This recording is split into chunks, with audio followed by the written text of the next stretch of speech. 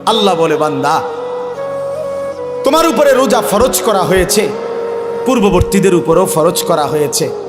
এই শেষ কথা হলো উদ্দেশ্য কি? আল্লাহ বলেন উদ্দেশ্য একটাই, লাআল্লাকুম তাত্তাকুন। আমি আল্লাহ তোমাকে জান্নাত দিতে চাই। আমি জান্নাত বানাইছি মুমিনের জন্য, আমি জান্নাত দিতে চাই।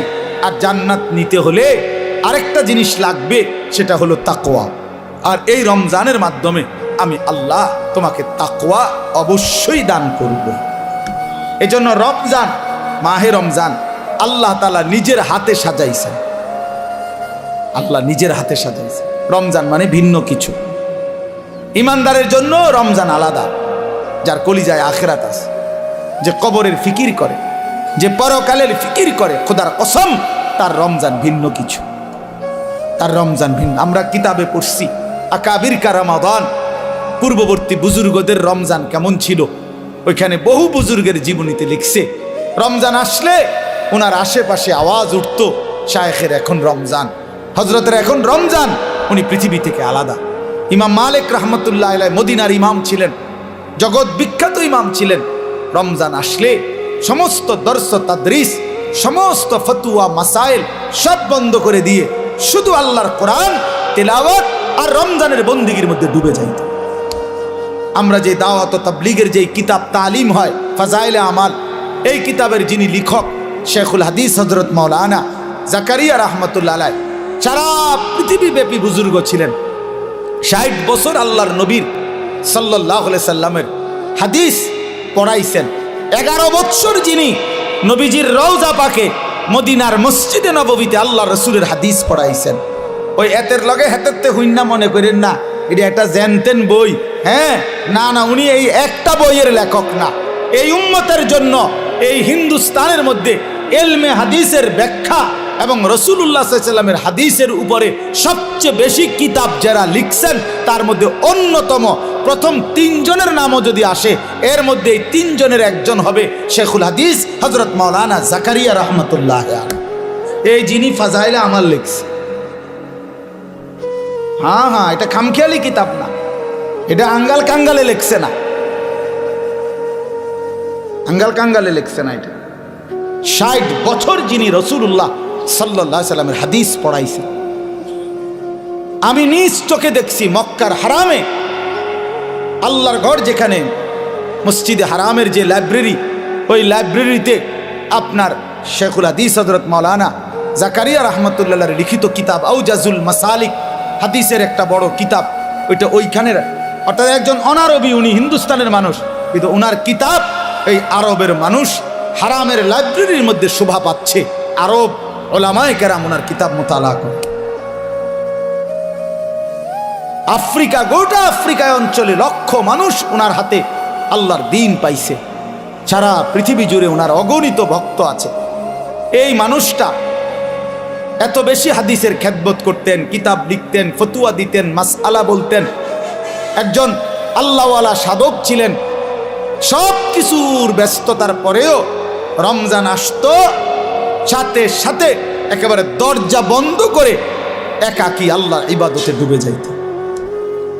আমরা কিতাবে পড়ছি ওই সময় উনার এলাকার যে সাহারানপুরের রেল স্টেশনের কুলি পর্যন্ত ওনার কাছে কেউ যদি রমজানে আসতো দেখা করতে, ওই কুলিয়ে পর্যন্ত কইতো ইন্না লিল্লাহ। আপনি জানেন না শায়েখের এখন রমজান মাস, শায়েখের এখন রমজান মাস, কথা বুঝেন নাই? এই তো, তাহলে সবাই জানতো এটা। কুলি রেল স্টেশনের কুলি পর্যন্ত বলতো শায়েখের এখন রমজান মাস। এই জন্য বাপ, রমজান মানে ইমানদারের জন্য ভিন্ন কিছু, মুমিনের জন্য রমজান আলাদা। রমজানই একমাত্র মাস আল্লাহ নিজে যেটার নাম উল্লেখ করছেন, শাহরু রমাদান আল্লাযী উনজিলা ফীহিল কোরআন। এই যে রমজান মাস, এই শব্দটা কে উল্লেখ করছে? কোরআনের শব্দ। রমজান মাস, এই কথাটা কিসের শব্দ? আচ্ছা, তো এই শব্দ এই জন্য আমি সবসময় বলি যে রমজান মাস এটা পৃথিবীতে উচ্চারিত হয় কতবার, কতদিন? প্রতিদিন। মাশাআল্লাহ, কতদিন? প্রতিদিন, সারা বছর। কেমনে বুঝলেন? কারণ কোরআনুল কারীম সারা বছর প্রতিনিয়ত তেলাওয়াত হয়। কেউ এদিক দিয়া পড়তেছে, কেউ পিছন দিয়া, কেউ খতম করতেছে, কেউ সবক শেষ করতেছে, কেউ এই শব্দের সবক শুনাইতেছে। তার মানে শাহরু রমাদান, রমজান মাস, রমজান মাস এই শব্দ আল্লাহর জমিনে সারা বছর উচ্চারিত হয়।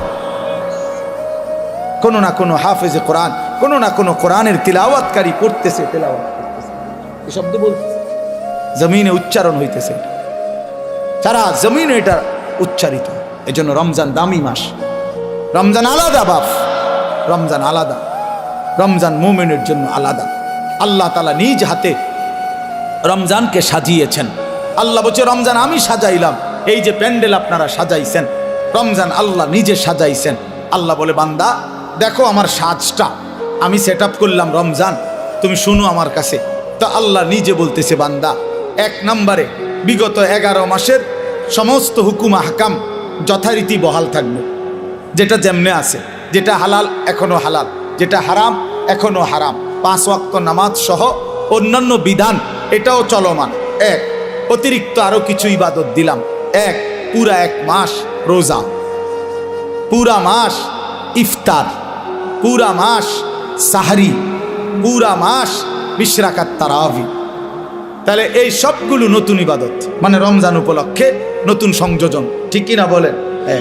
ব্যবসায়ী সিজনে অতিরিক্ত মাল উঠায়। এখন কাপড় ব্যবসায়ীরা গিয়া দেখেন 40 লাখ 50 লাখ টাকার মাল আরো অতিরিক্ত উঠাইছে, কারণ তার এখন সিজন, তার এখন কি সিজন। তা আল্লাহ তাআলা বলে বান্দা রমজান আমার অসংখ্য অগণিত বান্দাকে জাহান্নাম থেকে মাফ করার সিজন, রমজান আমার জান্নাত দেওয়ার সিজন। এই জন্য আমি আরো আলাদা ইবাদত উঠাইলাম। এক রোজা উঠাইলাম, নতুন ইবাদত। ইফতার এটাও ইবাদত, সাহারি এটাও ইবাদত, 20 রাকাত তারাবি এটাও ইবাদত। রমজানের শেষ দশকে আরো ইবাদত উঠাইলাম, আরো মাল উঠাইলাম আমি। রমজানের শেষ দশক এতেকাফ, আল্লাহর ঘরের বিধান, এতেকাফ করা এটাও ইবাদত। রমজানের শেষ দশকের বেজর রাত্রিতে সবে কদরের তালাশ এটাও ইবাদত। বলেন আলহামদুলিল্লাহ। তাহলে আল্লাহ তাআলা 6টা বড় বড় নতুন ইবাদত দিছেন রমজানে। 1 নাম্বার রোজা, 2 ইফতার, 3 সাহরি, 4 20 রাকাত তারাবি, 5 এতেকাফ, 6 সবে কদর। কয়টা হইল? এই 6টা নতুন ইবাদত। এবার আল্লাহকে যদি বলেন আল্লাহ ইবাদত আগেরটির লগে আরো নতুন দিছেন বাড়াইয়া, নেকির কি অবস্থা, নেকি দিবেন কেমন? আল্লাহ বলতো সেটাও শোনো, আমি আল্লাহ আমার রাসূলের মাধ্যমে শুনাইছি, একটা নফল ইবাদত ফরজের সমান, একটা ফরজ 70টা ফরজের সমান।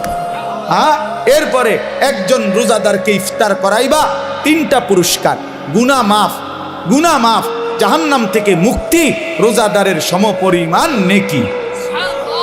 নেকি বাহিরটা কেমনে সাজাইলাম?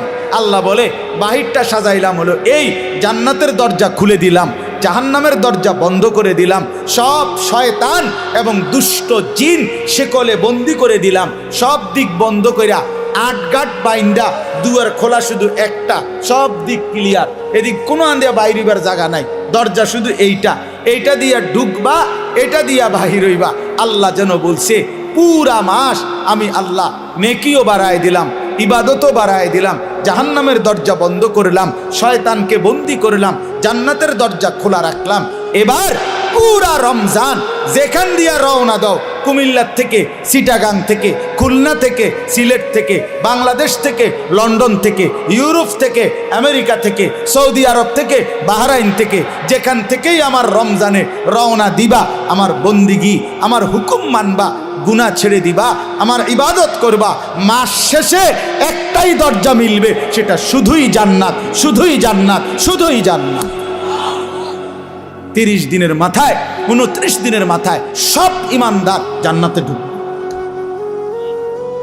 কারণ দরজা তো খোলাই শুধু জান্নাতে।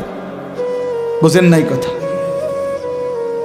লাআল্লাকুম তাত্তাকুন, এজন্য রব্বুল আলামিন বলছে আমি মুত্তাকি বানিয়ে দেব।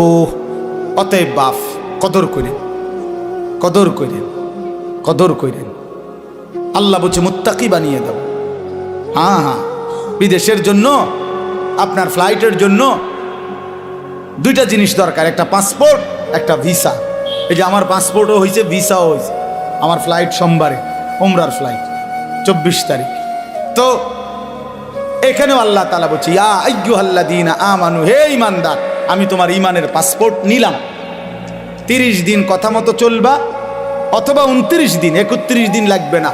30 দিনের মাথায় ঈমানের পাসপোর্টে আমি আল্লাহ তাকওয়ার ভিসা লাগায় দেব, ঈদের দিন ফ্লাইটে উঠে দেব। যা, ঈদের দিন জান্নাতের ফ্লাইট। ফ্লাইট কোন দিন? ভিসা লাগবে কয় দিনে? 30 দিন, অথবা 29 দিন, 31 দিন। 31 দিন নেব না, 30 দিনে ভিসা, 29 দিনে ভিসা। এই জন্য আমরা রমজানকে কদর করব তো ইনশাআল্লাহ। সর্বশেষ অনুরোধ হইল, আল্লাহর ওয়াস্তে নিজের মা বোন, নিজের স্ত্রী কন্যাকে এত বড় শ্রেষ্ঠতম রমজানে আল্লাহ রহমত দিতে চায়, মাগফিরাত দিতে চায়, জাহান্নাম থেকে নাজাত দেয়, আল্লাহ 70 গুণ নেকির পরিমাণ বাড়ায়া দেয়। বাপ, এই অবস্থায় যে মুসলমান, যে ইমানদার নারী মুসলিম পরিচয় দিয়ে বাজারে বাজারে, মার্কেটে মার্কেটে ঘুরে একজোড়া জুতার জন্য, একটা শাড়ির জন্য, একটা গহনার জন্য, একটা 3 পিসের জন্য, আল্লাহর কসম, আমার শায়েখ আল্লামা মুফতি মুশতাকুন নবী সাহেব হুজুর সব সময় বলে, হায় বোন, আহা মা বোন, হীরা মণি মুক্তা ছেড়ে এক মাটির দলা নিল। রমজানের এক এক মুহূর্ত ছিল তোমার জন্য হীরামণি মানিক, হীরামণি মুক্তা। তুমি এমন হীরামণি মুক্তা ছেড়ে দিয়ে তুমি মাটির ঢিলা নিলা, অর্থাৎ তুমি একজোড়া জুতা নিলা। তো আল্লাহ ডাকতেছে, আমার বান্দি শোনো, রহমত নাও, মাগফিরাত নাও, নাজাত নাও। নাফরমান এই বেহায়া বেপর্দা নারী বলতেছে, আল্লাহ তোমার এডি তোমার কাছে রাখো, ইতান আমার লাগতো না, আমার দরকার জুতা, আমি জুতা কিনতে যাই, আমার দরকার 3 পিস, আমার দরকার শাড়ি গহনা। ইনসাফ না, এটা ইনসাফ না, এটা কখনোই ইনসাফ হইতে পারে না। এই পৃথিবীতে এই 1450 বছরের মধ্যে পৃথিবীর কোনো কিতাবে, গোটা পৃথিবীর কোনো আলেম, কোরআন সুন্নাহর কোথাও এই কথা নাই যে ঈদের দিন, রমজানের ঈদের দিন নতুন কাপড় ইনটেক, অর্থাৎ আজকেই প্রথম পরা শুরু করছে, এমন জুতা, এমন শাড়ি, এমন জামা, এমন প্যান্ট পরতে হবে, এমন কথা খোদার কসম পৃথিবীর কোনো কিতাবে নাই। আল্লাহও বলে নাই, রসুলও বলে নাই, কোনো উলামায়ে কেরাম বলে নাই। এটা দুশ্মনের বানানো, এটা দুশ্মনদের বানানো। এটা আজকে আমাদের কলিজায় ঢুকায় দিছে। ঈদ মানে নতুন জুতা, ঈদ মানে নতুন শাড়ি, ঈদ মানে নতুন গহনা, ঈদ মানে নতুন জামা। আল্লাহর কসম এটা মিথ্যা কথা, মিথ্যা কথা, মিথ্যা কথা, মিথ্যা কথা। এটা ঈদ মানে ইবাদত, ঈদ মানে জুতা না। তোমার কি ঈদের দিন জুতা দিয়া ফিটবো নি? তুমি জুতা দিয়া কিনবা? হ্যাঁ, ফালতু কোথাকার। ঈদ মানে জুতা হবে কেন? ঈদ মানে ইবাদত। ঈদ মানে কি? ইবাদত। বিবাহ মানে উৎসব না, বিবাহ মানে ইবাদত। নবীজি বলছে, আন নিকাহু মিন সুন্নতি, বিয়ে আমার সুন্নাত। তো যেটা সুন্নাত এটা তামসা, কথা বলেন না কেন? এটা ফুর্তি না, ইবাদত। তাইলে বিবাহ ইবাদত, ঈদ ইবাদত, এটা ইবাদত। অতএব কারো বাফে দেয় নাই ঈদ, এটা জাতিসংঘ দেয় নাই, বাংলাদেশ সরকার দেয় নাই। যিনি দিয়েছেন ঈদ, তুমি ঈদের আনন্দ যদি করতে হয় তো তার নির্দেশনা মতে করতে হবে। ঈদ হইল আল্লাহর, ঈদ হইল রাসূলুল্লাহ বলছেন, ওমা বাজায় ডেকসেট, ডেকসেট বাজায়, ডেক পিকআপের মধ্যে বেড়ে, হ্যাঁ পিকআপের মধ্যে আপনার ডেকসেট বাজায় ঈদের দিন। ও ক্যান্টনমেন্ট থেকে চান্দিনা, চান্দিনার থেকে ক্যান্টনমেন্ট, ক্যান্টনমেন্ট থেকে এলিটগঞ্জ, এলিটগঞ্জ থেকে ক্যান্টনমেন্ট, পিকআপে কইরা আপনার পিকআপের মধ্যে ডেকসেট বাজে, গান বাজে, আর সাথে 12, 14, 16 জন, এরাও কুত্তার মতো লাফায়, কুত্তার মতো লাফায়। আমার ছেলে জিগাইছিল আমার একদিন ঈদের দিন, ছোট ছেলে জাব্বু, এরা এরম লাফায় গা। আল্লাহর কসম আমি হেরে কইছি, আব্বা এ করে কুত্তা কামড়াইছে। হ্যাঁ, এই জন্য আর আজকে ঈদের দিন দেখে দোকানপাট বন্ধ, কোনো ওষুধের দোকান নাই। মিজান ভাই আইলাইছে মাহফিলে, তো এই জন্য কোনো ডাক্তার নাই, এই জন্য কুত্তার কামড়ে এভাবে লাফাইতে আছে। নাই তো কি কারণ বলেন? এটা কোনো কথা হইল? যে ডেকসেটের মধ্যে করে পিকআপের মধ্যে করে লাফাবে, এটা কোনো ঈদ হইল? আল্লাহ আমাদেরকে বুঝ দান করে। এজন্য বাপ আমি যেটুকু সম্ভব আপনাদেরকে বললাম, আপনারা দয়া করে রমজানকে কদর করবেন, বলেন ইনশাআল্লাহ। প্রিয় যুবক ভাই, নওজোয়ান ভাই, তোমাদের কাছেও আমার অনুরোধ, রমজানকে সামনে রেখে নিজেকে পরিবর্তনের সিদ্ধান্ত নাও। পুরা রমজান গুনাহ ছেড়ে দাও বাপ, পুরা রমজান 20 রাকাত পূর্ণ তারাবি পড়ো ভাই। তারাবি 20 রাকাতে, তারাবি বাস্তবিক অর্থে 20 রাকাত, আসলেই 20। সর্বোচ্চ গবেষণা এবং 1450 বছরে আল্লাহর কসম, রব্বে কাবার কসম, উম্মতের সংখ্যাগরিষ্ঠ ওলামায়ে কেরামের সিদ্ধান্ত এটাই যে তারাবি 20 রাকাত।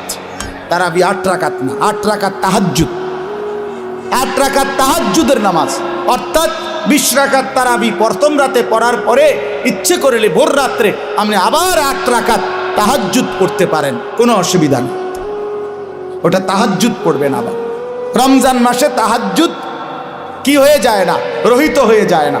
সারা বছরের মতো রমজানেও তাহাজ্জুদের হুকুম চলমান থাকে, এটা আলাদা হুকুম। আর তারাবি নতুন হুকুম, কথা বোঝেন নাই?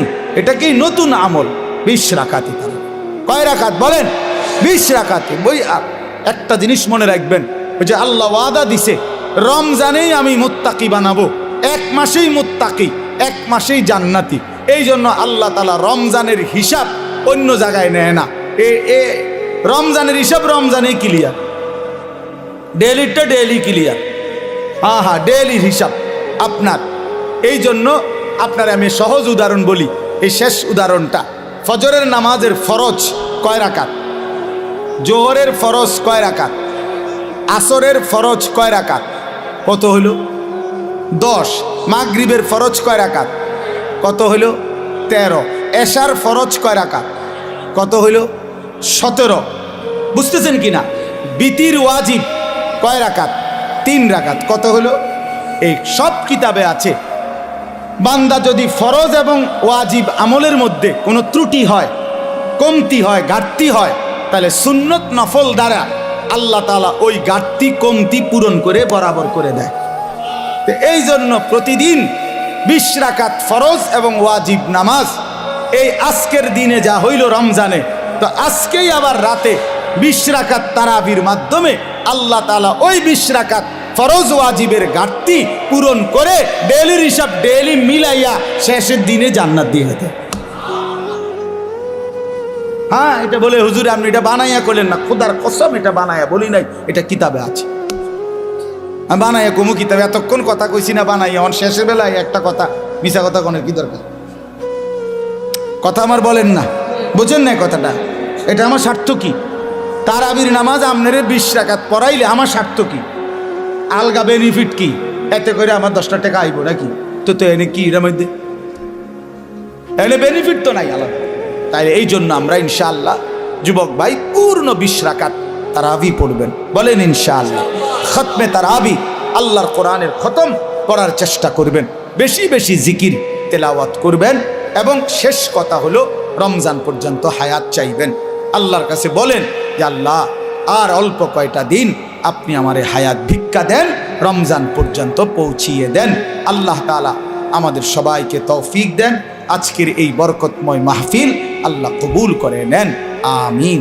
কোনো কিছুকে সম্মান দিতে হইলে, অধিকার দিতে হইলে এর অর্থ এই না যে আল্লাহর বিধান রসুলের বিধানকে লঙ্ঘন করা আর এটার দ্বারা অধিকার প্রতিষ্ঠিত করা, না, এটার দ্বারা অধিকার হয় না। প্রকারান্তরে অধিকার খর্ব করা হয়, খর্ব করা। এই জন্য আল্লাহ নবী সাল্লাল্লাহু আলাইহি ওয়াসাল্লাম বলছেন নারীর জন্য পেছন, অর্থাৎ সে পিছনে হাঁটবে, পুরুষ সামনে হাঁটবে, পুরুষ সামনে থাকবে। হযরত মুসা আলাইহিস সালাম, তাফসীরের মধ্যে আছে, মুসা আলাইহিস সালাম যখন মিশর থেকে চলে গেছিলেন ফেরাউনের বাহিনীর ভয়ে, ছোটবেলায়, ছোট না মানে কিশোর বয়স বা যুবক বয়স এই সময়, তখন পার্শ্ববর্তী যেই দেশে গেছিলেন ওই দেশের নাম হলো মাদায়েন। তো সেখানে 2 বোন বকরিকে পানি পান করাইবার জন্য কূপের কাছে আসছিল। কিন্তু পুরুষদের বীরের কারণে তারা আগাইতে পারতেছিল না। তখন মুসা আলাইহিস সালাম ওই দুই বোনের বকরিগুলো তিনি নিজে কূপের থেকে পানি উঠাইয়া পানি পান করায় দিছিলেন। তো এগুলো নিয়ে যখন ওই দুই মেয়ে ঘরে ফিরছে, তখন তাদের বাবা, এই দুই বোনের বাপ যিনি ছিলেন তিনি নবী ছিলেন, হযরত শুআইব আলাইহিস সালাম, তিনি পুরা ঘটনা শুইনা একটা মেয়েকে পাঠাইছে যে তুমি গিয়া ওই যুবক ছেলেটাকে ডেকে নিয়ে আসো, সে যে আমাদের বকরিকে পানি পান করায় দিল, এর জন্য কিছু পারিশ্রমিক দিতে হবে। তখন এই একজন মেয়ে আবার আয়েশা মুসা নবীর কাছে আসছে, আয়েশা ডাকছে যে আমাদের বাবা আপনাকে ডাকতেছেন, আপনাকে আপনার পারিশ্রমিক দিবে, আপনি আমাদের বাড়িতে চলেন। তখন তাফসিরে স্পষ্ট আছে, মুসা আলাইহিস সালাম ওই মেয়েকে বললেন যে বাড়িতে তো যাবে ঠিক আছে, কিন্তু মূলত যে রাস্তা দেখায় সে তো সামনেই থাকে, কিন্তু এখানে যেহেতু এটা মেয়ে, এই জন্য মুসা নবী স্পষ্ট বললেন তুমি পিছনে থাকো, আমি সামনে হাঁটবো, তবে পিছন থেকে তুমি ডান বাম বলবে। কথা বুঝছেন কিনা বল? ডান বাম তো সেই বলতে হবে, নাহলে উনি তো আর চেনে না, কিন্তু তুমি পিছন থেকে বলবা, সামনের থেকে না। এই জন্য এটা জরুরি বিষয়। যাই হোক, তাহলে বলার উদ্দেশ্য হলো অনেক মানুষের বদভ্যাস মসজিদে জুমার দিন অথবা অন্য সময়ও আসছে মসজিদে আগেই এসে ওই বারান্দাত বসে থাকে, ও মসজিদের কোনার খুঁটির সাথে বসে থাকে, বাউন্ডারি ওয়ালের মধ্যে হেলান দিয়া দুই পা আলগি দিয়া এ বসে বসে জিমা। আশ্চর্য কথা, আপনি আসলেন আগে, তা পিছনে পড়ে রইলেন কেন? পিছনে পড়ে রইলেন কেন? এই জন্য সব সময় আল্লাহর ঘর মসজিদে যতটা সম্ভব প্রথম কাতারে, যতটা সম্ভব সামনে বসার চেষ্টা করবেন। বলেন ইনশাআল্লাহ। আল্লাহ তাআলা আমাদেরকে তৌফিক দান করে। বলতেছিলাম আমি যে কথাটা, যে কম দেখা যাক, এতে কোনো আপত্তি নেই। কেন বললাম? কোরআনুল কারীমের মধ্যে আছে, আল্লাহ তাআলা বলছেন কালিলাম মা তাশকুরুন। কোরআনে আল্লাহ বলেন আমার শুকর আদায় করে, কৃতজ্ঞতা আমি আল্লাহর আদায় করে এমন বান্দা কম। কালিল ওয়া কালিলুম মিন ইবাদিয়াশ শাকুর। আল্লাহ বলেন আমার কৃতজ্ঞ বান্দা পরিমাণে কম। কালিলাম মা তাযাক্কারুন, আমি আল্লাহর কথা থেকে উপদেশ গ্রহণ করে কম। কালিল, কম। কোরআন শরীফের বহু আয়াত আছে এমন। আল্লাহ তাআলা বলছেন ইন ইয়াকুম মিনকুম 20 সাবিরুনা ইয়াগলিবু মিআতাই। তোমরা যদি ঈমানদার, আল্লাহর প্রতি পূর্ণ বিশ্বাসী হয়ে থাকো 20 জন, তাহলে তোমরা বিজয় লাভ করবে 200 জন নাফরমান বেঈমানের উপরে। তাইলে ঈমানদারের পরিমাণ হবে কত? বেশি না কম? কম। এই যে 20 জন কইল, কিন্তু বিজয় লাভ করবে 200 বেঈমানের উপরে, 200 নাফরমানের উপর। কোরআন শরীফে আল্লাহ বলছেন কাম মিন ফিআতিন কালিলাতিন গালাবাত ফিআতান কাসীরা। অল্প সংখ্যক ঈমানদারি বিজয় লাভ করে বেশি সংখ্যক বেঈমানের উপর। এজন্য দোস্ত, এজন্য বাপ, এটা ভাবা উচিত। সংখ্যা নিয়ে কোনো বিষয় না। সফলতা কিংবা ব্যর্থতার জন্য, কোরআন সুন্নাহর দৃষ্টিতে সফলতা বা ব্যর্থতার জন্য সংখ্যা কোনো বিষয় নয়। 10,000 মানুষের সামনে কেউ যদি ওয়াজ করে তাইলে তিনি সফল, 10 জনের সামনে বললে তিনি ব্যর্থ, এই কথা কোরআন সুন্নায় নাই। বুঝছেন নি আমার কথা? এই কথা নাই। 10 লক্ষ মানুষ চিনলে উনি সফল, আর মানুষ না চিনলে উনি ব্যর্থ, এই কথা কোরআন সুন্নাতে নাই। সফলতা কিংবা ব্যর্থতার জন্য সবাই চিনতে হবে এটা জরুরি না। আমি উদাহরণ দেই তাহলে বুঝবেন। কোরআন শরীফে মোট 25 জন নবী এবং রাসূলের নাম আছে। 25 জন। কয়জন? তাহলে মোট নবী রাসূল কি 25 জন? আপনারা শুনেন নাই কখনো যে নবী রাসূল কয়জন? 1,24,000, কিংবা আরেকটা বর্ণনা হলো 2,24,000। তাহলে 1,24,000 নবী এবং রাসূল, 2,24,000 নবী এবং রাসূল। অথবা তাহলে কোরআন শরীফে নাম উল্লেখ করা হয়েছে মাত্র 25 জনের। তো বাকিদের নাম পৃথিবীর কেউ জানে না, কোরআনে নাই। অন্যান্য কিতাবাদি খুঁজলে আরো কিছু নবী রাসূলের নাম পাওয়া যাবে, তো নয়তো আরো 100, তো ধরে নিলাম মনে করেন 100 জন নবী রাসূলের নাম পাইলাম খুঁজা, তাহলে বাকি যে নবী রাসূলদের নাম কেউ জানে না পৃথিবীতে, কোনো কিতাবে নাই, তাহলে ওনারা ব্যর্থ। কথা বলেন না কেন? এটা বুঝতে হবে, এটা আখিরাতের হিসাব, এটা পরকালের হিসাব। আচ্ছা, আমাদের প্রিয় নবী সাল্লাল্লাহু আলাইহি ওয়াসাল্লাম তিনি যখন বিদায় হজ্জে আরাফাতের ময়দানে, নবীজির নিজে যে বছর হজ করছেন সেই বছর হজ্জের ময়দানে নবীজি ভাষণ দিয়েছিলেন 1,25,000, প্রায় 1.25 লাখ সাহাবীর সামনে। 1,25,000 যদি সাহাবী ওই আরাফাতের মাঠে হজ্জের মধ্যে নবীজির সামনে থাকে, তাহলে বাড়িঘরে আরো আছে, সবাই তো আর একবারে গেছে গানা হজে, বাচ্চা কাচ্চা, নারী, বৃদ্ধ, দুর্বল, এরকম আছে না আরো, তো ওনারা বাদ দেন। এই 1,25,000ই ধরেন, এই 1,25,000 সাহাবীর মধ্যে সারা পৃথিবীর সমস্ত কিতাব একত্র করলেও 5,000 সাহাবীর নাম খুঁজে পাওয়া যাবে না, 2,000 সাহাবীর নাম খুঁজে পাওয়া যাবে না।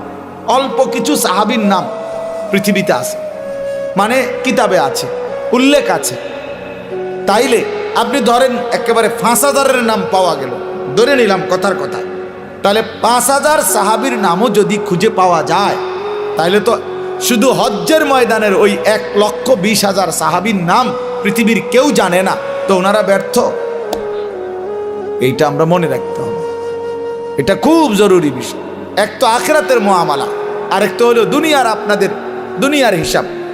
দুনিয়ার হিসাবে জনপ্রিয়তা, খ্যাতি, এটা একটা বিষয় অনেকে ভাবতে পারে, কিন্তু আখিরাতের দৃষ্টিতে জনপ্রিয়তা অথবা অপরিচিতি এটা কোনো বিষয় না। বিষয় হলো আল্লাহ তাআলা গ্রহণ করলেন কিনা,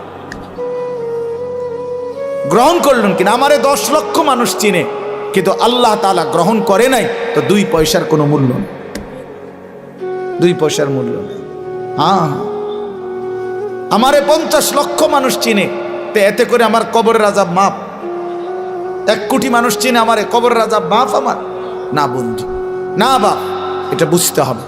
আখিরাতের বিবেচনা, আখিরাতের মুআমালা, পরকালের হিসাবে সফলতা কিংবা ব্যর্থতা হচ্ছে আল্লাহ তাআলার গোলামির মধ্যে, আল্লাহর বন্দেগীর মধ্যে। এজন্য কোরআন শরীফে স্পষ্ট আয়াত আছে, আপনারা দেখবেন অনেক মানুষ জানাজা যখন হয়, আমাদের এই যে ভাইরা যারা রাজনীতি করে, ওনারা সবাই জানাজার মাঠে উপস্থিত থাকে, বক্তব্যও দেয়, এবং অনেক মানুষও সমাজের মান্যগণ্য ব্যক্তিরাও লাশের সামনে 1 মিনিট 2 মিনিট বক্তৃতা দেয়। কিন্তু অধিকাংশই বক্তৃতা দিতে গিয়ে একটা লাইনে শুধু বলে যে কুল্লু নাফসিন যায়িকাতুল মাউত, আমাদের সকলকেই মৃত্যুবরণ করতে হবে। কিন্তু মজার বিষয় হলো কোরআন শরীফের যত জায়গায় এই কথাটা আছে, এতটুকু বলে কোনো জায়গায় আল্লাহ কথা শেষ করে নাই। বুঝেন নাই আমার কথাটা? সকলকেই মৃত্যুর স্বাদ গ্রহণ করতে হবে, এরপরে কথা শেষ, একটা দাড়ি, এমন না। প্রত্যেক আয়াতে এই কথার সাথে আরো কথা আছে। সেই কথাটা কি?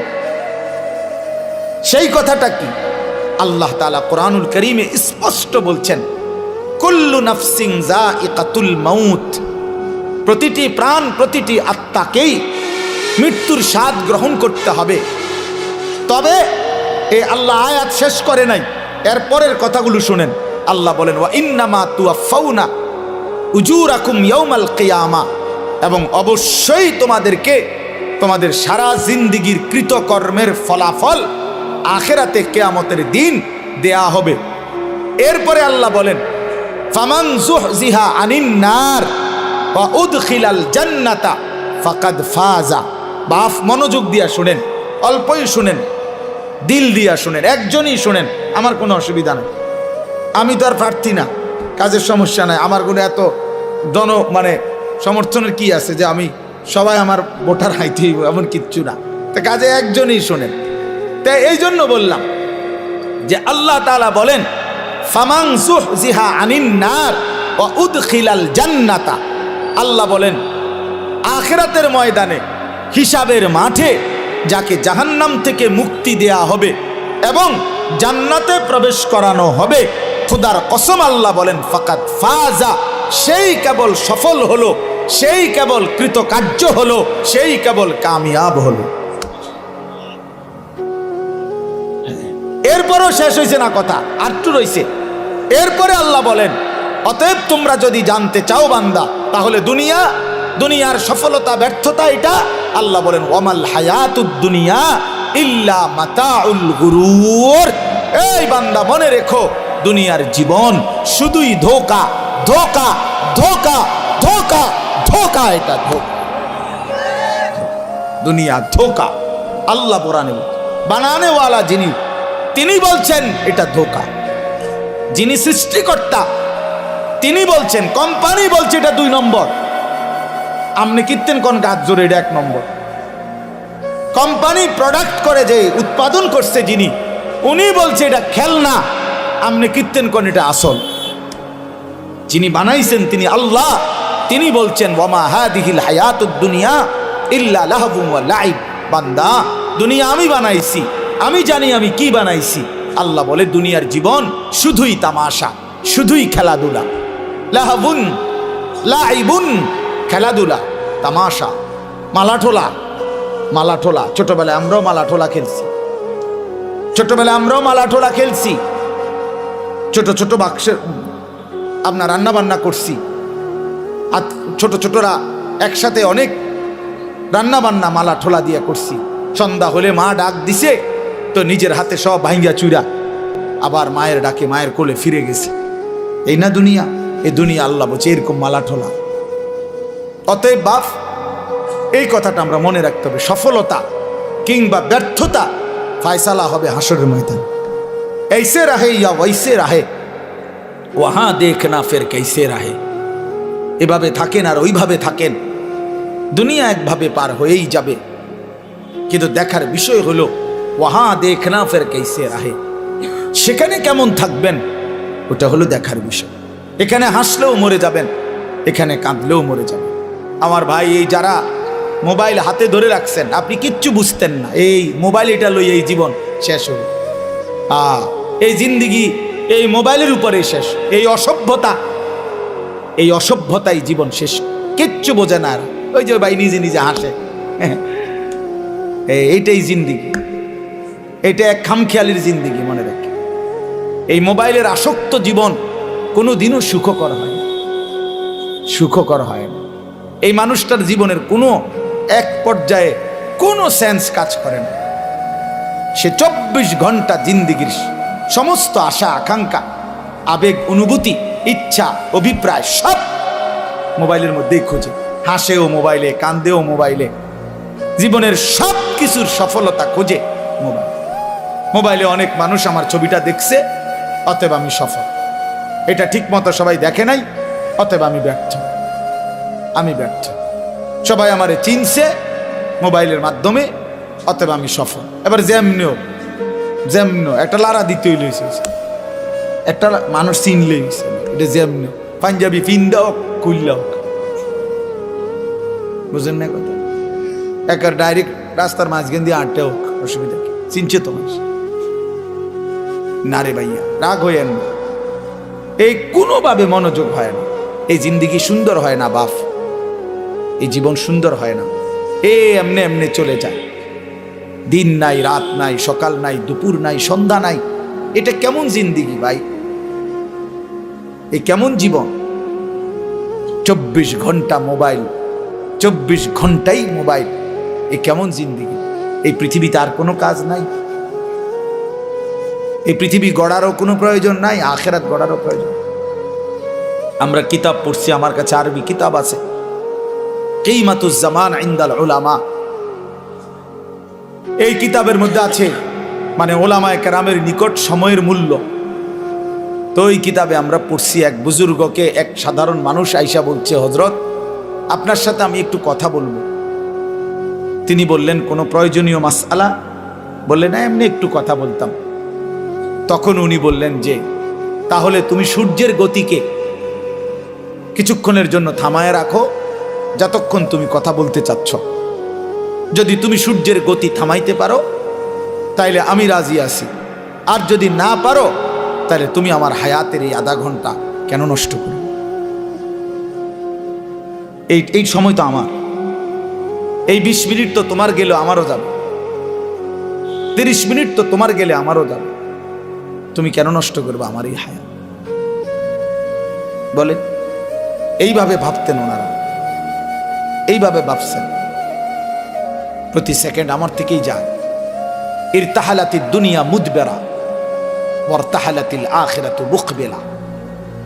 নবী সাল্লাল্লাহু আলাইহি ওয়াসাল্লাম বলছেন, উম্মত, প্রতি মুহূর্তে প্রতি সেকেন্ডে দুনিয়া তোমার পিছনে যায়, আখিরাত তোমার আগে আসে। এক এক ঘন্টা যাচ্ছে মানে আমার দুনিয়া যাচ্ছে, প্রতি ঘন্টা যাচ্ছে মানে আমার আখিরাত আগাচ্ছে। আমি কবরের দিকে আগাইতেছি, আমি আখিরাতের দিকে আগাইতেছি।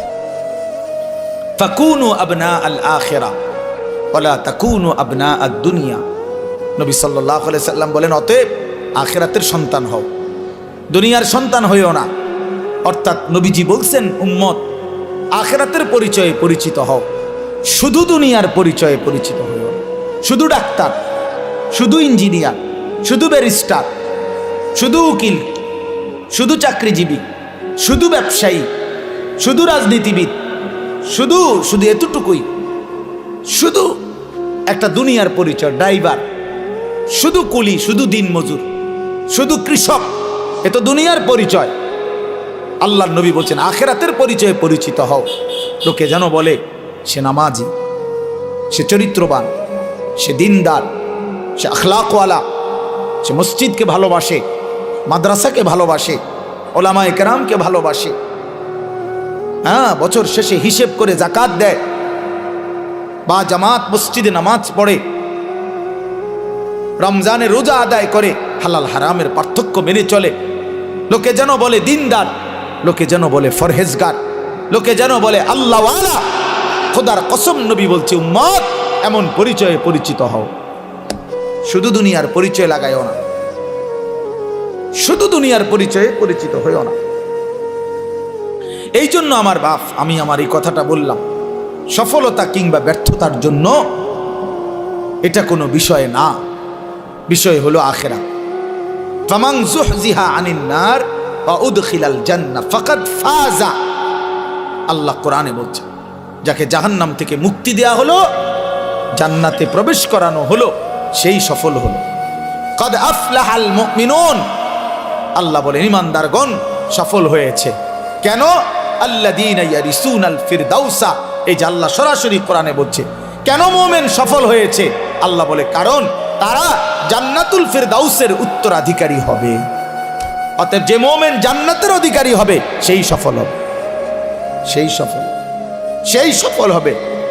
ওয়াকালুল হামদুলিল্লাহিল্লাযী আযহাবা আন্নাল হাযান ইন্না রাব্বানা লাগফুরুন শাকুর।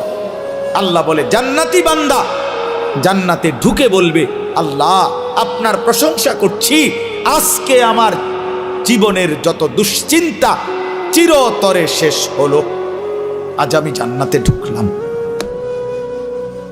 মোমেন থামবে সেদিন, জান্নাতে ঢুকবে যেদিন।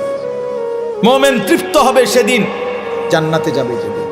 মোমেনের জিন্দিগির সমাপ্তি হবে, সমস্ত চিন্তা, ফিকির, পেরেশানি, সমস্ত অস্থিরতা, সমস্ত মেহনত, সমস্ত টেনশনের সমাপ্তি হবে সেদিন, খোদার জান্নাতে ঢুকবে যেদিন। এজন্য বাপ বুঝতে শিখেন, আমিও আপনিও। দুনিয়া বাদ দিতে বলি না। কোরআনুল কারীমের মধ্যে আল্লাহ তাআলা বলছেন, ওয়ালা তানসা নাসীবাকা মিনাদ দুনিয়া। বান্দা, তোমার দুনিয়ার প্রয়োজন ভুলে যেও না। আমি তোমারে দুনিয়া ছাড়তে বলি না। দুনিয়া ছেড়ে দিলে তুমি আমল করবা কেমনে? হায়াত না পাইলে বন্দেগী করবা কেমনে? দুনিয়া বাদ দিতে বলে না, আখিরাতকে 24 ঘন্টা সঙ্গী বানাইতে বলছে, সঙ্গী বানাইতে বলছে। কোরআনে আল্লাহ দোয়া শিখাইছে, মুমিনের দোয়া। আপনারা সবাই পারেন এই দোয়াটা, সবাই এই দোয়াটা পারে। রব্বানা আতিনা ফিদ দুনিয়া হাসানা ওয়া ফিল আখিরাতি হাসানা ওয়া কিনা আযাবান নার। আয় আল্লাহ, আমি পুরা দুনিয়া চাই না। আল্লাহ, আমি পুরা দুনিয়ার যা ইচ্ছা তাই চাই না। দুনিয়ার মধ্যে যা হালাল, যা পবিত্র, যা উত্তম, যা বৈধ, যা আপনার অনুমোদিত, আমাকে সেই হাসানা, উত্তম যা তা দুনিয়ায় দেন, আখিরাতে যা উত্তম আপনি তা দেন, জাহান্নামের আযাব থেকে মুক্তি দিয়ে দেন। তাহলে দুনিয়া চাইতে নিষেধ করছে, উত্তমটা চাইবেন। আল্লাহ দুনিয়া দেন, তবে হালাল হারাম মিলাই আনা, হালাল দেন, জায়েজ না জায়েজ মিলাই আনা। সুদের টাকা, চুরির টাকা, কিস্তির টাকা, ঘুষের টাকা, ওজনে কম দেওয়া টাকা, বাটফারির টাকা, 3 নম্বরই টাকা, 6 নম্বরই টাকা, এমন টাকা দিয়েন না, মাও লাগবে না। এমন দুনিয়া ছেড়ে দিলাম, এমন দুনিয়া ছেড়ে দিলাম। এজন্য বাপ, এটা ইনসাফের সাথে ভাবা উচিত। আপনাদেরকে বলি, একজনকেই বললাম, ফিকির কইরেন, ফিকির কইরেন। অনেক কিশোর যুবক ছেলে বুঝতেই চায় না, ওই মনে করে রং তামাশার এই জিন্দিগি এটাই শেষ, এটাই শেষ। সারা রাত নারী, ছবি, উলঙ্গ দৃশ্য, সারাদিন নিজের মতো করে আড্ডা দেয়। তার মনে যা চায়, চুল এমন রাখছো কা, আমার মন চাইছে, পরনের পোশাক এমন কেন, আমার মন চাইছে। ইউর উইশ ইউর লাইফ, তোমার চয়েস, তোমার লাইফ, তোমার পছন্দ, তোমার জীবন। বাহ, বেঈমানদের কথা এটা। ইউর লাইফ ইউর চয়েস, তোমার জীবন তোমার চয়েস, তোমার যেটা ভাল লাগে এটা করো। অন্য এখানে কি, অন্য এখানে কি? তোমার হিন্দু মেয়ে পছন্দ হয়েছে, ঠিক আছে। তোমার ইহুদি পছন্দ হয়েছে, হ্যাঁ ঠিক আছে, এখানে অন্য কি? তোমার যেটা ভাল লাগে এটা, তোমার যেটা মন চায় এটা, তোমার পছন্দই তোমার জীবন। খোদার কসম, কোরআন শরীফের আয়াত আছে বাপ, সূরা আরাফের মধ্যে আল্লাহ তাআলা বলছে, এই মনের ইচ্ছা মতো যে চলে, ওয়াত্তাবা হাওয়াহু, যে তার নফসের মনের চাহিদার অনুসরণ করে, আল্লাহর বিধান, রাসূলের বিধান, কোরআনের বিধান, ইসলামের বিধান, ধর্মের বিধান কিছুই যে মানে না, কোনো ধার ধারে না, পরোয়া করে না, পাত্তা দেয় না, আল্লাহর কসম, আল্লাহ কোরআনে বলছেন, ফামাসালুহু কামাসালিল কালব, ওই ব্যক্তির উদাহরণ, ওই ব্যক্তির জিন্দেগি কুকুরের মতো, কুত্তার মতো, কুত্তার মতো, কুত্তার মতো, কুত্তার মতো। বেটা, ওই জিন্দেগি কুত্তার জিন্দেগি, ওই জিন্দেগি কুত্তার জিন্দেগি। আমি বললাম, কোরআনের আয়াত এটা। যে জীবন, যে জীবন মালিকের গোলামি নাই, যে জীবন সৃষ্টিকর্তাকে মনে করায় না, যে জিন্দেগি বানানেওয়ালাকে মনে করায় না, 24 ঘন্টা নাফরমান চলে গেছে, একটা সেজদা দিতে পারলি না, তুই কোন মানুষের বাচ্চা? তুই বেটা, তুই কোন মার ঘরে জন্ম নিছ বেটা? তুই কোন মানুষের বাচ্চা বেটা? তুই কোন মুসলমানের বাচ্চা? তুই কে বললো তোরে মুসলমান বেটা? তুই জানোয়ার না তো জানোয়ার কে বেটা? একটা সেজদা দিবে না, মানুষের বাচ্চা এমন হবে? 24 ঘন্টায় একবারও মনিবের কথা মনে পড়বে না? ওমা কয় কি, আরে বলে কি? কিভাবে সম্ভব এটা? কিভাবে সম্ভব? মানুষের বাচ্চা এমনি হয় কেমনে? মুসলমানের ঘরে জন্ম নিয়ে কিভাবে সম্ভব বলেন? হ্যাঁ, সাফ কথার জবাব দেন। রাগ করবেন কার লগে? কোরআন শরীফ এটা, তো কোরআনের আয়াত বলছি। আপনি তর্জমা ভুল করলে পরে আইসেন, অসুবিধা, আমরা তো আসি এনে, বুঝেন নাই? ফামাসালুহু কামাসালিল কালব, সরাসরি কোরআন শরীফের শব্দ। আল্লাহ বলছেন তার উদাহরণ কুত্তার মতো। কালবুন অর্থ কুকুর, অন্য কোনো অর্থ নাই, বিকল্প কোনো অর্থ নাই। ইন তাহমিল আলাইহি ইয়ালহাস আও তাতরুকহু ইয়ালহাস। আহা, আল্লাহ বলছে কুত্তার স্বভাব, সে দৌড়ানি দিল জিব্বা লম্বা করে হাঁফায়, এমন হাঁফায়। আবার ছেড়ে দিলেও, মানে খাড় করাত রাখলো, দাঁড়ানো থাকলেও জিব্বা লম্বা করে হাঁফায়। দেখি, এটা কুকুরের স্বভাব। দাঁড়াইও জিব্বা লম্বা করে জোরে জোরে নিঃশ্বাস ফেলে, এমন করে। আবার দৌড়তে দৌড়তে এরম করে। অর্থ কি? অর্থ হলো তাফসিরে লিখছে, সে পাইলেও অতৃপ্ত, না পাইলেও অতৃপ্ত। এই জন্য নাফরমান হারামখোর, পাইলেও অতৃপ্ত, না পাইলেও অতৃপ্ত। বেচা কিনা চলতেছে, মাল বেচে, নতুন মাল ট্রাকের থেকে নামায়, আপনি জিঙ্গাইবেন কি অবস্থা বেচা কিনা? কি নাই, আগের ব্যবসা নাই, আগের ব্যবসা নাই। ঢাকায় মাল বেচতেছ, মাল ইডি শেষ হয়ে গেছে, নতুন মাল নামাইতে আছে ট্রাকের থেকে। কিরে কোন ব্যবসা নাই? বোঝেন নাই আমার কথা? হ্যাঁ ডাইরেক্ট না না নাই, ও ব্যবসার মজা নাই, ও আগের ব্যবসা নাই। আর কোনটা নাই? আগের ব্যবসা কোন বছরেরটা? কি গত 300 বছর আগের ব্যবসা নাই? তো তুমি এই সময় জন্ম নিলা কেন? তুমি ওই সময় আইতা, যে সময় ব্যবসা আসিল সেই সময় আইলে না কেন? ব্যবসা আসিল নূহ আলাইহিস সালামের জমানায়, ঠিক না? তো ওই সময় জন্ম। এটা বুঝি কথা হইল? মানে এটা হইল কুকুরের স্বভাব। মানে কি, পেলেও অতৃপ্ত, না পেলেও কি নাফরমানের দুনিয়া শেষ হয় না। আমার কথা সাফ কথা, এটা মনে রাখতে হবে। এই জন্য দোস্ত বাপ, আমরা ফিকির করা চাই। আমি সব সময় এটা বলি, লোনা জলে তৃষ্ণা মেটে না। মানে যে পানি লবণাক্ত, ওই পানিতে তৃষ্ণা মেটে না। ঠিক হারামের মধ্যে, গুনাহের মধ্যে তৃপ্তি আসে না, তৃপ্তি আসে না। হ্যাঁ হ্যাঁ, সারা রাত উলঙ্গ ছবি দেখেও যুবক তৃপ্ত হয় না। এক সাগর মদ পান করেও মদখোর, নেশাখোর, ফুট্টাখোর, বাবাখোর, ডালখোর, ইয়াবাখোর, হারামখোর কোনোদিন তৃপ্ত হয় না। কিন্তু এক গ্লাস পবিত্র পানি এক গ্লাস তৃষ্ণার্ত ব্যক্তিকে তৃপ্ত করে দেয়। একজন স্ত্রী 60 বছর এক পুরুষের জীবন, 70 বছর এক পুরুষের জীবনে তৃপ্তি এনে দেয়। একজন বউ দিয়ে। হালাল স্ত্রী যেটা হালাল সেটা তৃপ্তি দেয়, যেটা হারাম সেটা কি দেয় না? তৃপ্তি দেয় না বাপ, সুখ দেয় না, গুনাহ ইজ্জত দেয় না, আল্লাহর নাফরমানি সম্মান দেয় না, সম্মান দেয় না। এজন্য আমরা প্রত্যেকের কাছে, আমিও বললাম আমার জন্য, আপনার জন্য, জওয়ান বুড়ো সবার জন্য, আমরা আখেরাতের ফিকির করা চাই। আমাদের জিন্দিগি আখেরাত। আমরা মুসলমান, আমরা মুমিন, আমাদেরকে আল্লাহ বানাইছেন আখেরাতের জন্য। এজন্য পুরা কোরআনুল কারীমে আল্লাহ তাআলা আমাদেরকে বারবার ডেকে ডেকে আমাদেরকে আখেরাতের সন্ধান দিছেন, ইবাদতের সন্ধান দিছেন।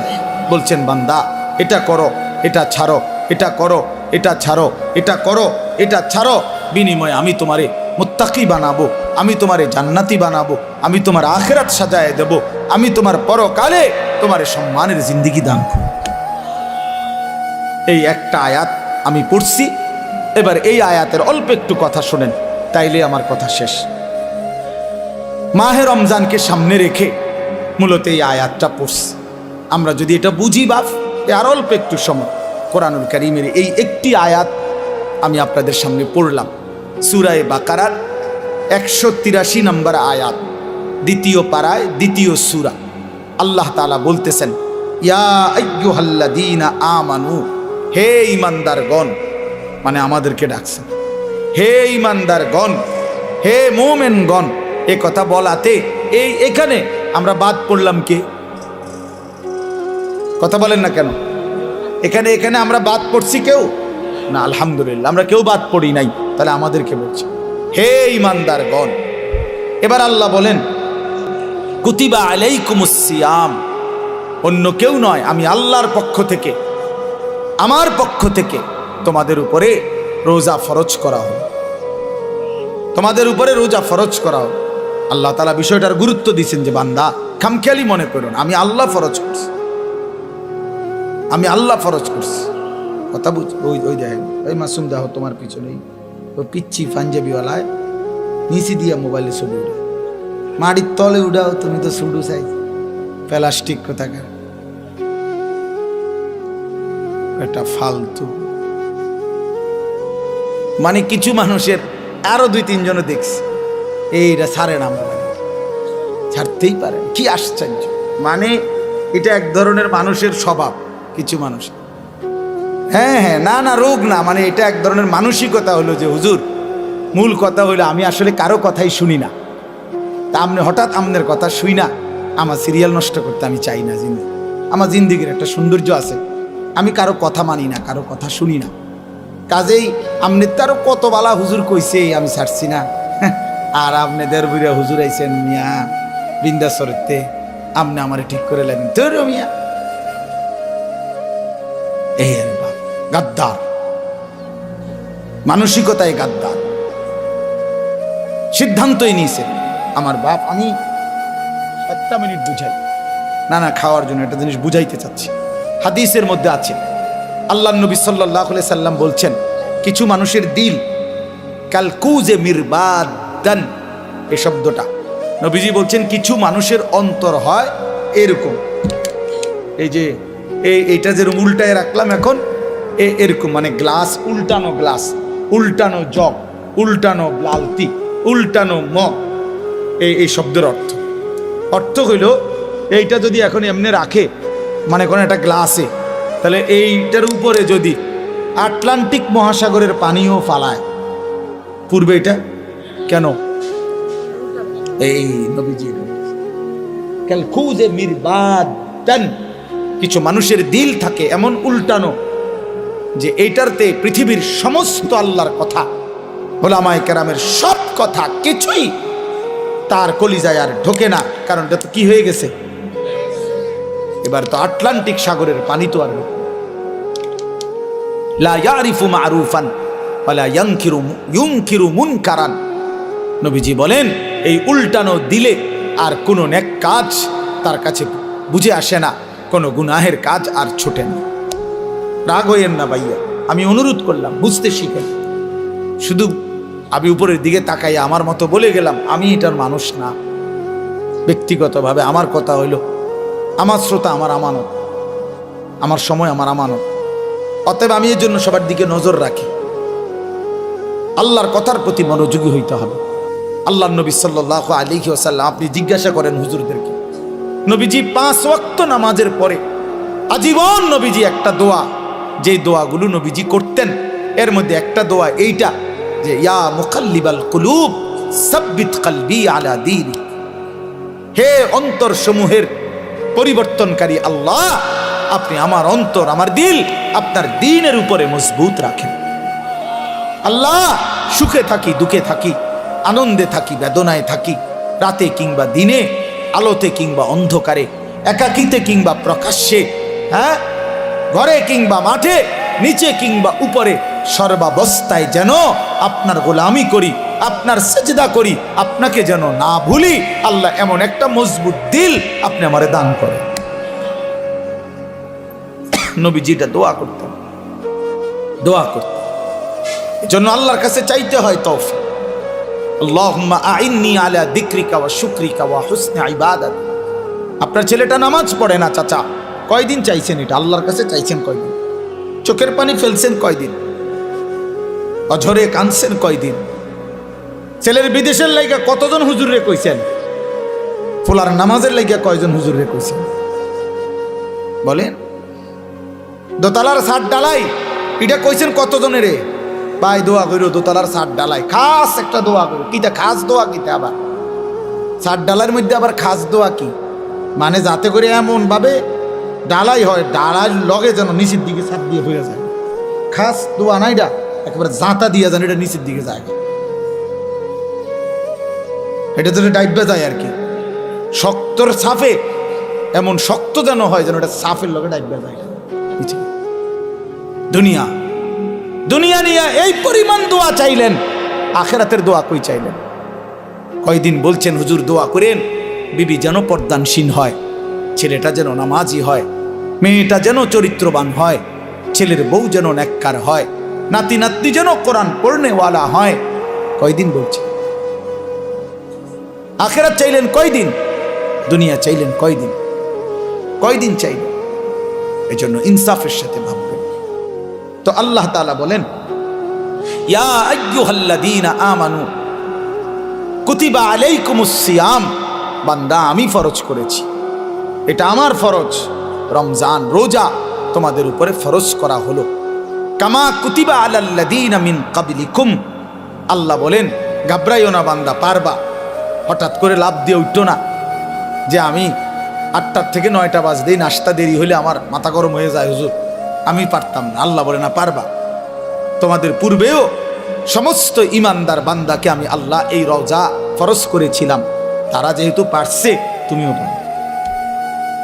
পারবা।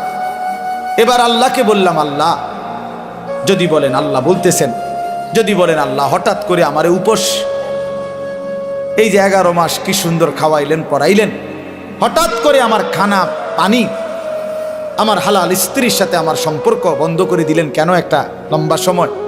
আল্লাহ বলেন, বান্দা অভাবের কারণে না, আমার ভান্ডারে কমে গেছে এই জন্য না, বরং লাআল্লাকুম তাত্তাকুন, আমি আল্লাহ এই রোজার মাধ্যমে, রমজানের মাধ্যমে 1 মাসেই আমি আল্লাহ ওয়াদা দিচ্ছি তোমাকে মুত্তাকি বানাবো, আর 1 মাসের মুত্তাকি হলেই 1 মাসেই জান্নাতি বানায়।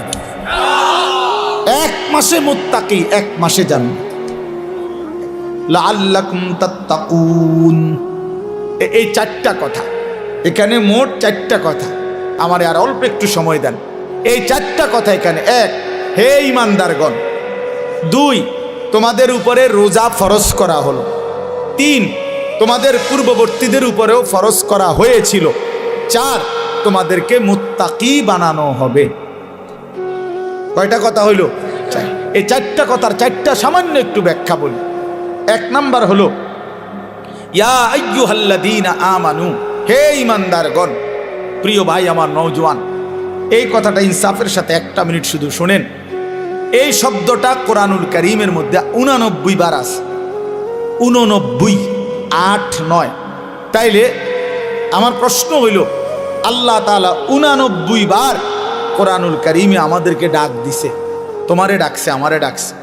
আলাদা আলাদা চিন্তা করলে এখানে আমরা যারা বসছি আমাদের প্রত্যেককে ডাকছে, ডাকছে কি না? হে ঈমানদার, হে ঈমানদারগণ, হে ঈমানদারগণ। 89 বার ডাকছে, 89 বার। 89 বার ডেকে কখনো বলছে নামাজ পড়তে, কখনো বলছে রোজা রাখতে, কখনো বলছে হজ করতে, কখনো বলছে গুনাহ ছেড়ে দিতে, কখনো বলছে আল্লাহ তাআলার ইবাদত করতে। এইভাবে 89 বার কোরআনুল কারীমের মধ্যে বলছে। 23 বছর লাগাইয়া বলছে। 30 পারা কোরআনের মধ্যে বলছে। জিব্রাইলের মাধ্যমে পাঠিয়ে বলছে। প্রিয় নবী সাল্লাল্লাহু আলাইহি সাল্লামের কাছে নাজিল করে বলছে। কোরআন শরীফের একটা আয়াত আছে, আয়াতে আল্লাহ জিজ্ঞেস করছে আমাদেরকে, ফাবি আইয়ি হাদিসিম বাদাহু ইউমিনুন। এই প্রশ্নের উত্তর আপনারা দিবেন এখন। আল্লাহ বলছে, বান্দা, এই যে আমি মনে করো এক একটা কথা 89 বার বললাম, 80 বার, 82 বার আমি আল্লাহ নামাজের কথা বললাম। 23 বছর আমি কোরআন নাজিল করলাম। 30 পারা কোরআন নাজিল করলাম। আমি আল্লাহ আমার রসুলের কাছে নাজিল করলাম, শ্রেষ্ঠ ফেরেশতা দিয়ে নাজিল করলাম। আল্লাহ এবার জানতে চাইছে, ফাবি আইয়ি হাদিসিম বাদাহু ইউমিনুন। আমার বান্দা বলো না, এরপরে আমি আর কোন কিতাব নাজিল করিলে, এর চাইতে দামি আর কি নাজিল করিলে, এর চাইতে দামি আর কোন রসুলের কাছে পাঠাইলে, এর চাইতে দামি আর কোন ফেরেশতা দিয়া পাঠাইলে। 23 বছর বলার পরে আর কত বছর বললে? 30 পারা কোরআন নাজিল করার পরে আর কত পারা নাজিল করিলে? 89 বার বলার পরে আর কতবার বললে? 82 বার বলার পরে আর কতবার বললে? তুমি বান্দা বলো, আমার কথা মেনে নিতা? আল্লাহ জানতে চাইছে। কোরআন শরীফের আয়াত, ফাবি আইয়ি হাদিস। 29 পারায় ওই সূরাটা আছে, ওই সূরা মুরসালাত। ওই সূরার মধ্যে আল্লাহ এটা জিজ্ঞেস করছে, বান্দা বলো না, আমি আল্লাহ আর কি বললে, কেমনে বললে, আর কতবার বললে তুমি আমার কথা মেনে নিতা? অতএব বাপ যারা নামাজ পড়েন না, নওজোয়ান ভাই তোমরা যারা নামাজ পড়ো না, দোস্ত ইনসাফের সাথে এই রাত অন্ধকারে একাকী 1টা মিনিটের জন্য হইল যদি মায়ের বুকের দুধ পান করে থাকো ভাইয়া, তো একবার হলো যদি মুসলমানের ঘরে জন্ম নিয়ে থাকো বন্ধু, একবার হইলো ভাইবো যে তোমার আল্লাহ তোমার কাছে জানতে চাইছে যে বান্দা, আমি আর কতবার বললে, আমি আর কত পারা নাজিল করিলে? আমি 23 বছর বলে গেলাম। 23 বছর বলার পরও যেহেতু হয় নাই, তুমি বলে দাও বান্দা, আমি আল্লাহ আর কতবার বললে, কত বছর বললে তুমি আমাকে মেনে নিতে, আমার কথাগুলো মেনে নিতে? কি বলবেন? হ্যাঁ, কি জবাব দিবেন বলেন? জবাব দেন। বেনামাজি জবাব দেন, সুদখোর জবাব দেন, এই হারামখোর জবাব দেন, বলেন। আর কত বছর বললে, কতবার বললে সুদ ছেড়ে দিতেন?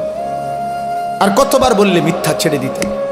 যেই বোনেরা বেপর্দা, ওই বেহায়া বেপর্দা নারীকে জিজ্ঞাসা করেন, এই অসভ্য বেহায়া নারী, আর কতবার বললে তুই পর্দা করতি বোন, বল, বলেন।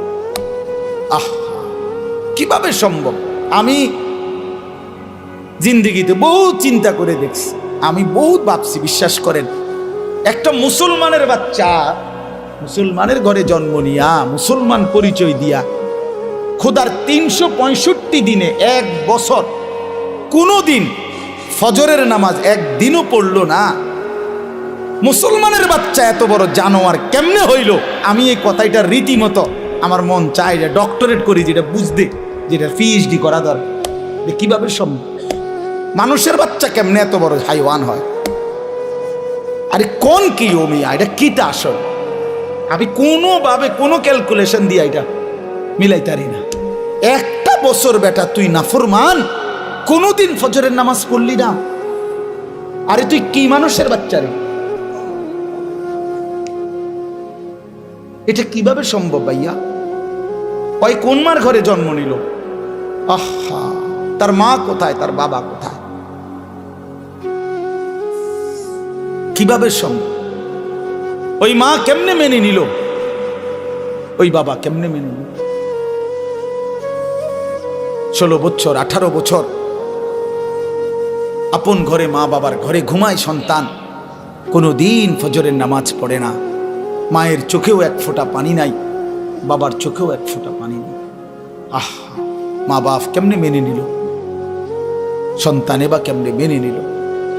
এভাবে কেমনে আল্লাহকে ভুলে গেল?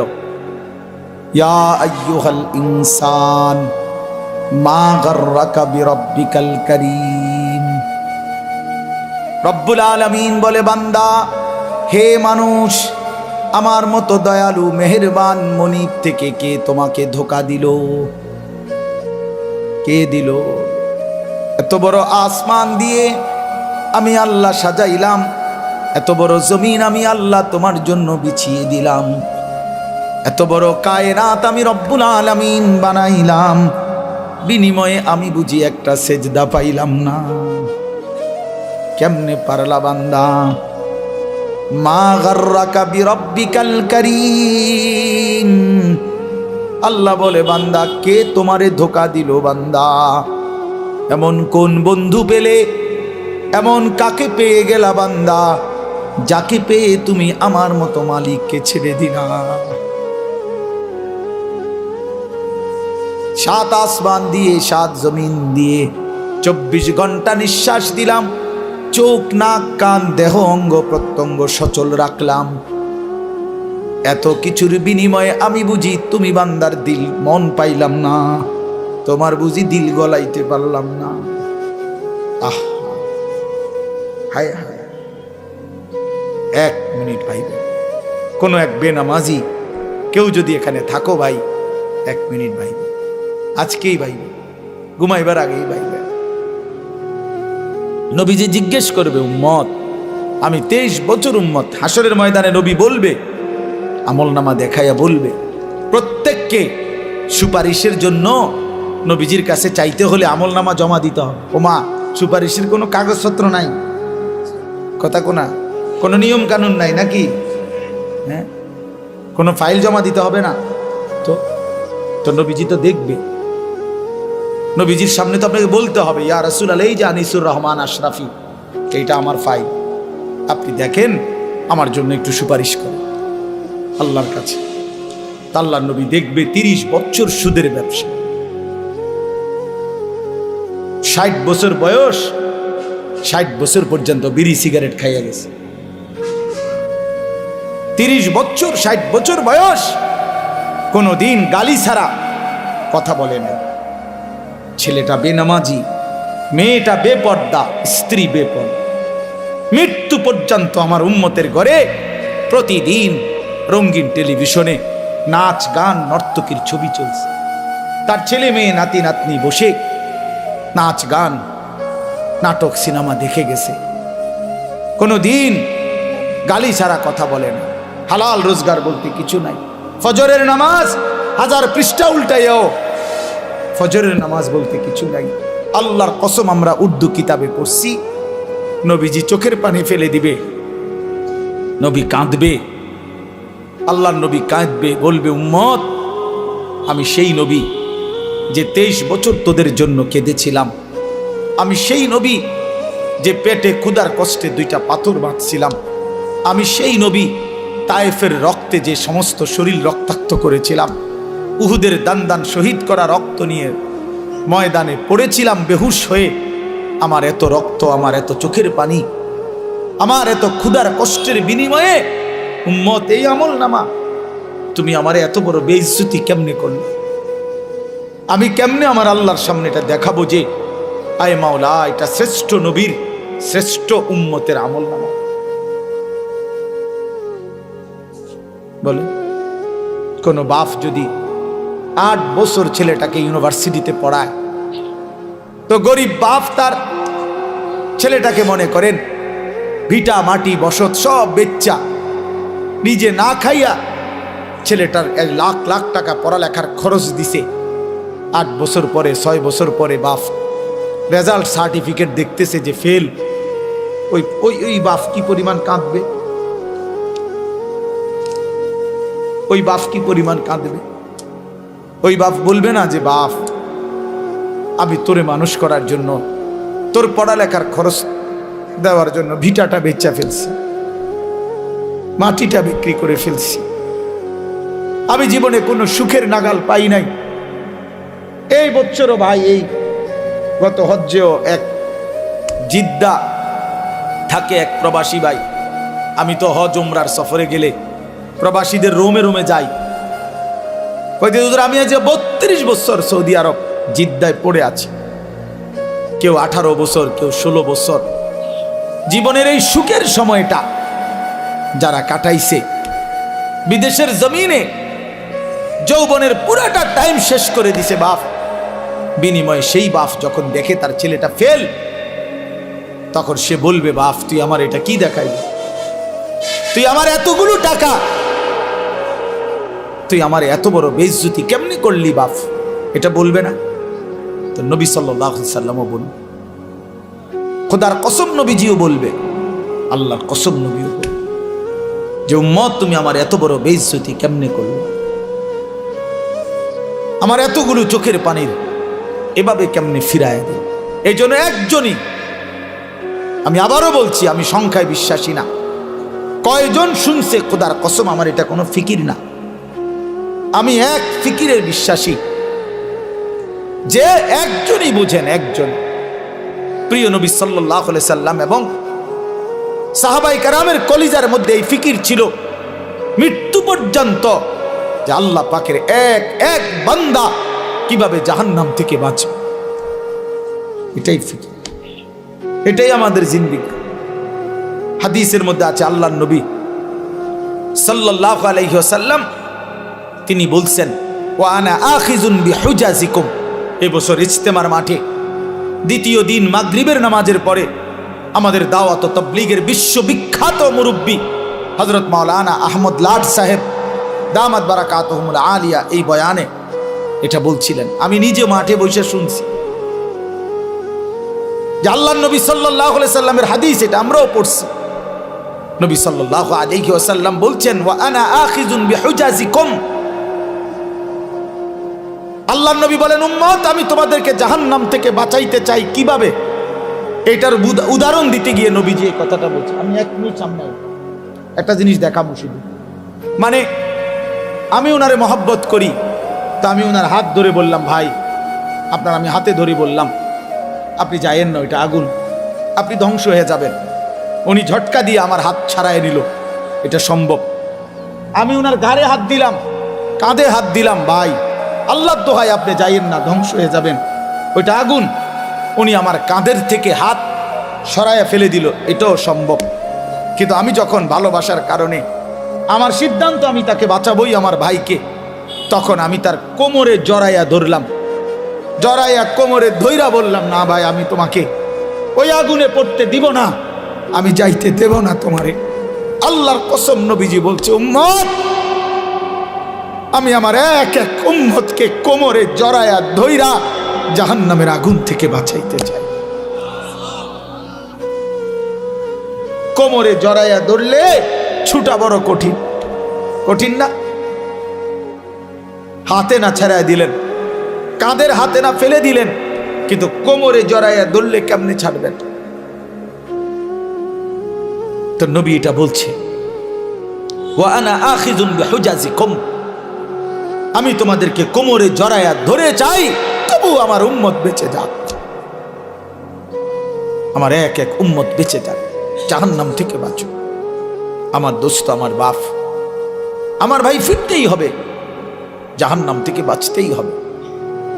দোস্ত, বিষয়টা মামুলি মনে করেন, এটা একটা ওয়াজ করছি এই জন্য, আর 10 জন বক্তা ওয়াজ করছেন, আমিও করছি না রে ভাইয়া, এই জন্য না। সারাটা দিন রাত এই দৌড়ের উপরে থাকি, দৌড়ের উপরে থাকি। এই জন্য বললাম, আমরা এক ফিকির, আমাদের আপনাকে এটা ভাবতে হবে, জাহান্নাম থেকে বাঁচতেই হবে বন্ধু। কোরআনে আল্লাহ বারবার একটা কথা বলছে নবীজিকে, আমাদের নবীকে পর্যন্ত আল্লাহ বলছে, বন্ধু ওমা আদরাকা মা হিয়া, এই বন্ধু জাহান্নামের আগুন কেমন আপনি জানেন? নবীজিকে বলছে আল্লাহ। নারুন হামিয়া, বন্ধু আপনাকে বলছি, লেলিহান আগুনের ধাউ ধাউ শিখা জাহান্নামের আগুন। ওমা আদরাকা মাল হুতামা, আল্লাহ বলছে বন্ধু হুতামা নামক জাহান্নামের আগুন কেমন জানেন? তো নবীজিকে আল্লাহ বলছে নারুল্লাহিল মুকাদা, আল্লাহ বলছে নবী আমি আমার কর্মচারী দিয়ে আগুন লাগাই নাই, আমি আমার কাজের লোক দিয়ে আগুনটা লাগাই নাই, আমি আল্লাহর হাতে লাগানো জাহান্নামের আগুন, এই আগুন আমি লাগাই দিছি। নারুল্লাহ, এটা আল্লাহ আমার হাতে জ্বালানো আগুন। আল্লাতী তাত্তাদিউ আলাল আফইদা, আল্লাহ বলে বন্ধু জাহান্নামের আগুনের প্রথম ফোঁটা, প্রথম স্পর্শ যখন জাহান্নামের আগুনের লাগবে, ছুঁইবে, সাথে সাথে নাফরমানের পুরা দেহ, ভিতরের সমস্ত অঙ্গ প্রত্যঙ্গ, কলজা সুদ্ধা একই মুহূর্তে জ্বালাইয়া ফেলবে। দুনিয়ার আগুন কখনোই এভাবে জ্বলে না। দুনিয়ার আগুন এক সাইড থেকে জ্বলতে থাকে, চেষ্টা করে লাফালাফি করলে, দৌড়ঝাঁপ করলে, ইচ্ছা করলে হয়তো বাঁচানো যায়। এটুকু পুড়ে গেছে, বাকিটা বাইচা গেছে, এটুকু পুড়া গেছে, বাকিটা বাইচা গেছে, আঙ্গুলগুলো পুড়া গেছে, বাকিটা বাইচা গেছে, ঠিক না? দুনিয়ার আগুন এরকম ধীরে ধীরে পড়ে, ধীরে ধীরে ধীরে ধীরে। কিন্তু আল্লাহর কসম, আল্লাহ কোরআনে বলছে জাহান্নামের আগুন যখন প্রথম সেকেন্ড স্পর্শ করবে, কলজা সুদ্ধা ভেতর বাহির পুরাটা একসাথে প্রথম মুহূর্তেই জ্বালায় ফেলবে। লাভ দিবেন, দৌড়াবেন না, ইন্নাহা আলাইহিম মুসাদা ফি আমাদিম মুমাদ্দাদা, আল্লাহ বলেন আগে জাহান্নামের মোটা খুঁটিতে বান দেওয়া হবে, এরপরে আগুন জ্বালানো। হ্যাঁ, এটা কোরআন শরীফের আয়াত। খুজুহু ফাগুল্লু, আল্লাহ বলে ফেরেশতাদেরকে জাহান্নামীকে ধরো এবং বাঁধো, সুম্মাল জাহিমা সাল্লু, এরপরে লাথি দিয়া জাহান্নামে ছুঁড়ে মারো। কোরআন শরীফের আয়াত। খামখেয়ালি করেন না ছেলেরা, খামখেয়ালি করেন না। হ্যাঁ, একটা মোবাইল, একটা নারী, একটা ছবি, একটা উলঙ্গ দৃশ্য, দোস্ত এটুকুতে এমন সুন্দর জীবন নষ্ট করে দিও না। একটা মোটর সাইকেল দিয়া জিন্দিগি শেষ করে দিও না। মোটর সাইকেল একটা পাইলে কুত্তার মতো এটারে চালা, এমন জোরে ছাড়ে এটারে মনে হয় যেন কুকুরে কামড় দিছে। এই যে আশ্চর্য, এটা কি ব্যারাম? এটার কোনো যুক্তি তো থাকতে হবে, বলেন একটা যুক্তি তো থাকা চাই। তুমি এত জোরে ছাড়লা, তুমি তো একটু পরে কাবার্ডের সাথে, লরির সাথে একটা ধাক্কা খাইয়া তোমার মাথা ফাইটা যাবে, তোমার পাওটা ভাঙ্গে যাবে, এইটাও বোঝেন। আর যদি বলে যে এত জোরে চালাইছি মানুষে যাতে দেখে, তো মানুষে বা দেখবো কেমনে? দেখতে দেখতে তো তুমি নিমসা। মা কথা বোঝেন না। আমি মনে করেন মাত্র পজিশন নিলাম যে আমি সামু হেতের মোটর সাইকেলটা, হেতে তো গেছে গা চান্দিরা, তা আমি কেমনে দৌড়ামু তোমার ভিসি ভিসিটা চাইতাম বললে তোমার এই কারবারটা? তো এটা সাহেকে একটা বিকৃত মস্তিষ্ক ছাড়া, অসুস্থ মানসিকতা ছাড়া আর কিচ্ছু না। হ্যাঁ হ্যাঁ, আওয়াজ, এটার আওয়াজ, এটা চ্যালেঞ্জার 5, এটা খুইলা, এটা একেবারে বিভৎস। মানে ইচ্ছা করে এত বড় শব্দটাকে যার পছন্দ হয়, আমার নিশ্চিত তার সিরা গেছে, তার মাথার তার অন্য কেউ সিরা লাইছে, এটা নিশ্চিত, কোনো সন্দেহ নেই, কোনো সন্দেহ, কোনো সন্দেহ, হ্যাঁ হ্যাঁ, কোনো সন্দেহ নেই। এর জন্য হের মাথার তার সিরিয়াল আইসে দেখে সে মোটর সাইকেলের তার সিরিয়াল আইসে। হ্যাঁ হ্যাঁ, দোনোটা মাতাল।